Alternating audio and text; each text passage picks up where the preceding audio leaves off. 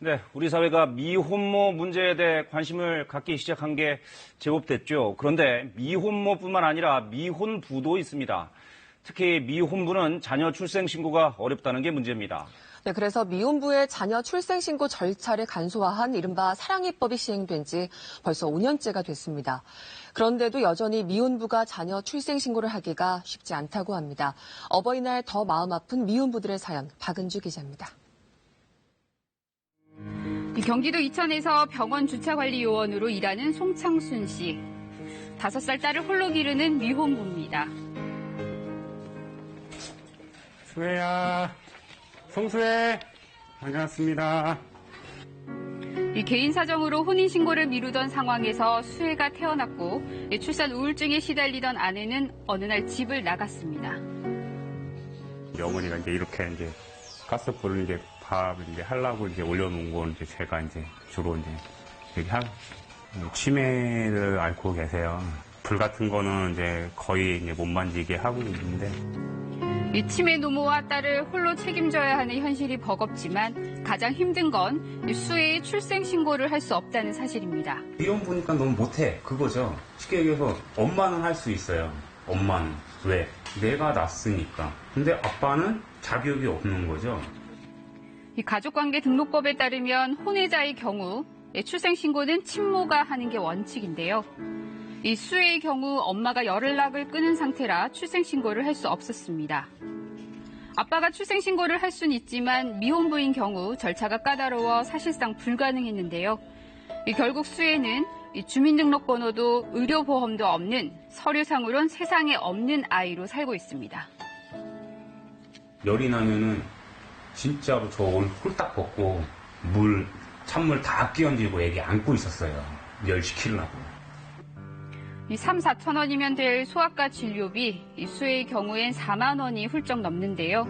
공적 마스크조차 그림의 떡이었습니다. 면 마스크 사서 빨아서 쓰여주고 또 그렇게 하는 것밖에 없어요. 아니면은 우리들 거 좀 좁혀가지고 좀 그렇게 해주는 것밖에 없어요. 이 딸의 존재를 증명하는 건 지갑에 항상 넣고 다니는 출생증명서가 전부. 아빠는 이런 현실이 야속하기만 합니다. 사무소의 입구에 들어가면은 제일 먼저 눈에 띄는 게 뭔지 아세요? 애완동물 번호 받아가세요. 강아지들도 주민번호 있어요. 강아지들도 비밀 그냥 번호를 주고 있는 애. 이 혼외자의 경우 아빠가 출생신고를 하려면 엄마 이름과 등록 기준지, 주민번호 전부를 알아야 합니다. 이 등록 기준지까지 알려면 사실상 엄마의 협조가 절대적으로 필요한 상황. 하지만 미혼부가 된 상황을 고려하면 이게 쉽지 않습니다. 그렇다면 아빠의 출생신고 절차만 왜 이렇게 까다로운 걸까요? 어머니와 자녀의 어떤 관계, 모자 관계는 그 출산이라는 자연적인 사실로 명확하게 알 수가 있습니다. 그런데 그 아버지와 누가 아버지인지 문제, 그 부자 관계는 그 모자 관계와는 다르게 쉽게 확인할 수가 없습니다.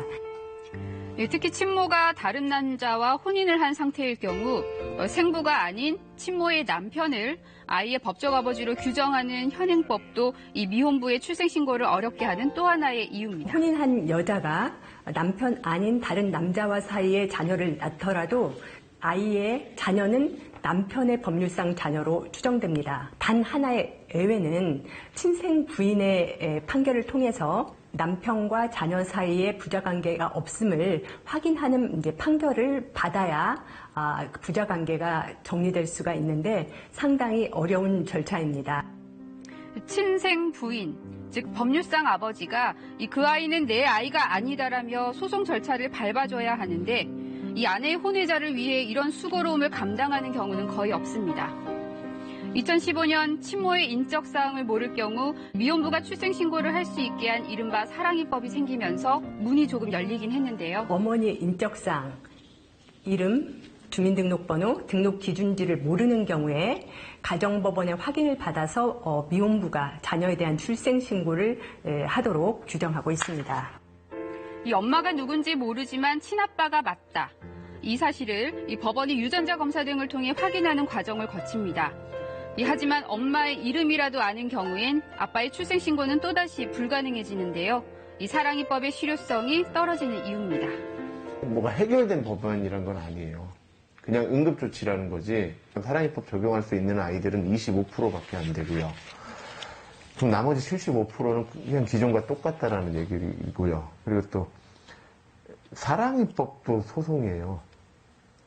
그러니까 아무리 간소화되고 조금 기간이 짧아졌다고 해서 소송은 소송인 거예요. 20개월 아들 노을이를 둔 미혼부 김영환 씨. 1년 전 사랑이법으로 출생신고를 했지만 거절당했습니다. 내 엄마가 이름이 떠서 2년 잡고 있는데 뭐 지금 그렇게 될려나 안 될려나 그건 잘 모르겠어요. 왜 내 자식인데 뭔 법원을 가고 뭘 하고 그런 걸 해야 되는지 이해도 안 가고. 이 노을이의 출생신고서에서 친모의 이름이 확인되면서 사랑이법 적용이 어려워진 건데요. 아빠가 그 아이 엄마의 이름까지 모르는 경우는 사실 현실적으로 매우 드물 겁니다. 그렇기 때문에 이 모든 인적사항 모두를 몰라야 한다라고 해석하게 되면은 미혼부 출생신고는 여전히 이제 어려워지게 되는 것입니다. 이 전문가들은 아이들의 기본권과 인권이 침해받고 있다고 지적합니다. 출생등록은 국가가 한 인간, 한 사람의 존재를 확인하는 첫 번째 단계에 해당합니다. 한 나라에 태어난 국민으로서 마땅히 보장받아야 될 일련의 사회복지 체계와 공적 체계에서 배제된다라는 거죠. 이 유엔 아동권리위원회도 이 한국의 아동인권 상황에 대해 출생등록 문제를 해결하라고 촉구하고 있는 상황. 이 아이에겐 태어남으로써 당연히 갖는 권리를, 이 위혼부들에겐 아버지란 당당한 자리를 찾게 될 날 언제쯤 오게 될까요?